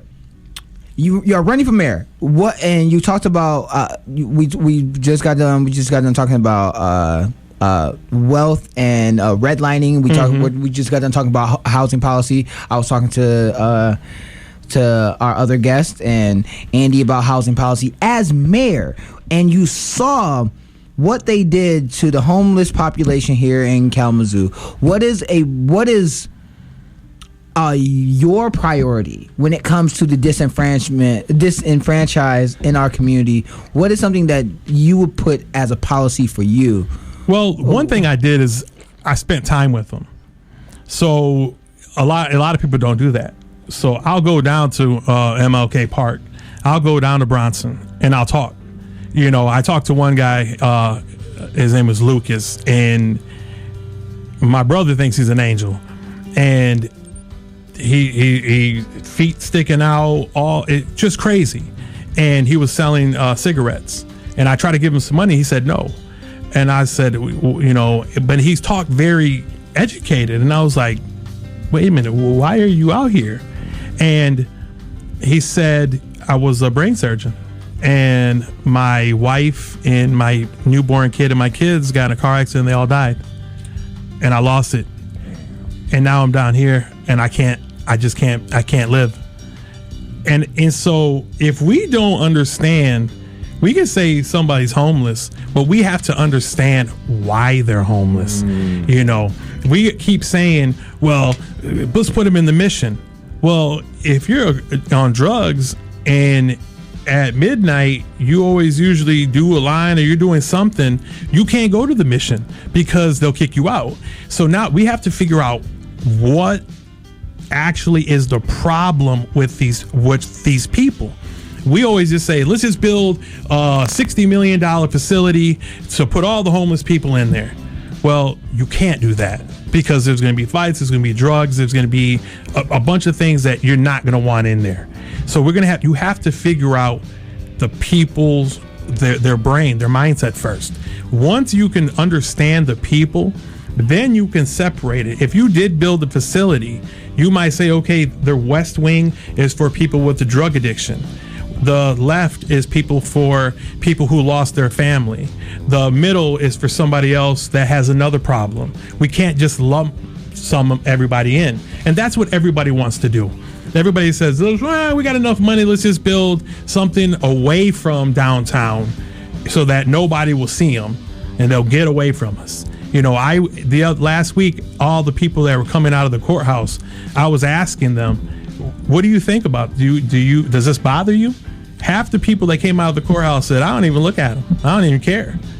And that was sad too. And I'm thinking, man, you guys are coming out of the courthouse and you don't even care? Well, there's a moral, ethical, and economic reason why you would want to build a facility to make sure that you get them off. We have to. So yeah, no. So but we have to figure out the problem. But the point that you're getting at, and that's why I was trying to add to it, is that we need psychological and mental health, and we need also professional training. There you go. And that's what I was going to say, because you need both. Right now, you can't do when you go to the mission, they got a bunch of kids working there for $12 an hour.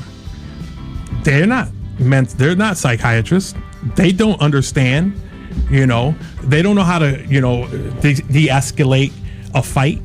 I was with a therapist from, I think, the Regis. We were having coffee the other night, and a homeless person came up and said, hey man, can I get some money? I got in a fight at the mission. I said, my man, what's up, man? You can't be fighting at the mission, man. And I said, man, come on, man, and I was talking to him, but they couldn't believe that I was talking to this guy. They're like, you talk to him? And I'm like, yeah, he's just like us. I said, any one of us can have a bad day. Any one of us can lose everything. You could be driving home tonight, get in a car accident, and lose both your arms, and you're going to be just like them. So we're all equal. And so when I talked to him, and I just gave him some money, and I just try to help him out. But you're exactly right, man, because we can't build a facility without the proper infrastructure of psychiatrists and actual people who understand these people. Because what they're doing, like I said, they're $10-12 an hour, and they're just like, you over here, over here, over here, over here, like cattle. And we can't treat them like that. Yeah, you can't treat them like cattle. But the plan that you were talking about, the Atlanta mayor making housing affordable housing, and helping to get the homeless off the street. Also, we're dealing with Michigan, and winter is coming, so we do not want people frozen on the streets. Right. You know what I'm saying? During time. So that's why I was saying it needs to be a yes and. It has to be both initiatives at the same time. But at the same, we spent $20 million on Lake Street. You still got Patwood. What about Fox Ridge? No one's going over there and talking. I'm the only one that's going to Fox Ridge, Patwood, Hilltop, Alamo. Other people. We need to, but that's the thing. Expanding. There, by the way. Yeah, that's what we're saying. We got to go there. But expanding on those facilities and making them better. You know what I'm saying? We can't. When we treat those who are less fortunate than us as if they are just sheep or rats or whatever, then we not only lose the morality and ethic, we are actually spending more money. Statistically speaking, we are spending more money than us putting that energy into rehabilitation and also making sure they have a place to sleep. Yeah. So the next host is just knocking on the door. So I think let's do like 2 more questions, one from me and one from Lawrence. So we really got to wrap stuff up.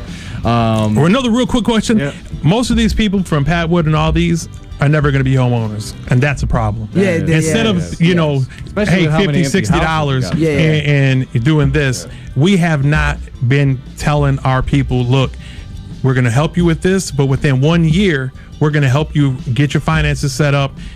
That $20 million, bro, we could have gave $20,000 to 100 people and said, here's $20,000 for a loan, and got you into a home. So here's the question I want to ask. So, something really interesting about this election, we've got, I'm not the only working class dude up there, we've got you, we got Esto, Patrice also, What's working class?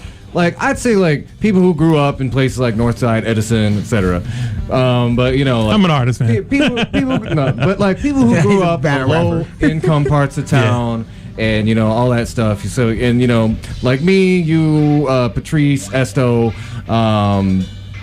I hope I'm not forgetting anybody. Well, Corey Smith, and something I wanted to ask. At the end of the day, on November 6th, regardless of how the election shakes out, we're still going to be there. We're still going to be in our community. So, I always end out the forums talking about how, like, we've got some crisis ahead. We're talking about our economic system. We're talking about fascism. We're talking about the climate crisis. To my mind, I don't think those solutions are going to come from top down. I think they're going to come from the bottom up, from the kinds of neighborhoods we grew up in. So what do you think is the role, particularly of, like, us in our communities as, like, organizers? How do we get our people ready, and how do we, I think they're going to be the ones that are leading the way through the struggles that are ahead. How do you kind of see working people as a vanguard of that? How do you see yourself as like an organizer in that sense? Doing exactly what I did tonight. I brought my 14-year-old daughter and her best friend, 14 years old. And for the last 2 hours, we've been talking about politics all night and how to help the community. That's what we have to do. We have to get our young kids involved. They're the future. All the 60, 70-year-old people, they're done. They're out of here. It's our turn, And to me, I'm 45, and I straddle that line where the kids still think I'm cool because of my art. But it's all about these next generation. We really have to start plugging them in our music. And I personally think more of the rappers and more of hip hop, we have to get into it, because the music, it's always been music from the Beatles on that have really sparked change. And I think, when we have Jay-Z trying to buy NFL team, and we have Cap doing certain things, those are the ones who are going to, give it to our kids to make a big difference. So when I'm putting out my next rap album, I'm going to keep you in mind, because you said you had some money. So not yet. yet. Not yet. I don't have it. Her mom has it, not me. I'm broke. I'm a broke artist for the rest of my life. Is personal. Coming whenever I get time to record a new rap album. All right. I have to borrow money for her for lunch. All right. Man. So, Lawrence, what are some of your last? We're gonna have to have another interview. We're gonna have to schedule another interview because obviously because we ran over, and every time we do an interview we run over. Will you be available to come next week? Oh, definitely. Or do we have someone else scheduled next week? Well, David Benak's coming on next week, but hey, I'd love to come with Dave. That's my guy because he has a total different perspective. As the only thing with Dave, he didn't grow up here. That was your last question for Chris. I don't know if you want that to be your last question. But no. Actually, my last question was: are you gonna be able to come back next week? And if you can come back next week, then we can do you, Dave, and then you right after. Yeah, definitely. Then you right after. Definitely. And that would be, and we can still touch on a few things, because we got to get ready because we're running overtime for. The next person. We are stepping on his time. Cool. Yeah, we gotta go. Okay. And like you, I grew up on the north. I grew up in New Horizon, the east side, Millwood. I was in Edison. And then finally my parents got a little bit of money and they moved to Portage. And then I was jealous because my little brother got to live with the pool and I didn't. All right. But I thank you guys, man. I appreciate it. Right. And for Rob Martinez for mayor, what I need everybody to do when you do go and vote, you're going to have to actually write my name in as a write-in. So you're going to have to put Rob Martinez. A lot of people know me as Robito, as the artist. You can put that, Rob. Any variation, they said it will count. I hope they're telling the truth. Yep, and actually we have pretty good laws about this in the state. As long as it's close enough to your name, it will count. Okay, Bob. Right. Yeah, so, all right, I want to wrap up. Thanks again for Rob Martinez for coming on the show. Thanks to Chris Praedell. Usually we do the activist calendar, but we got to go. This is the Hoodrat Strategist radio program. Hoodrat, Hoodrat. Yeah, thank you for tuning in, and until next time, keep on fighting for that revolution solution.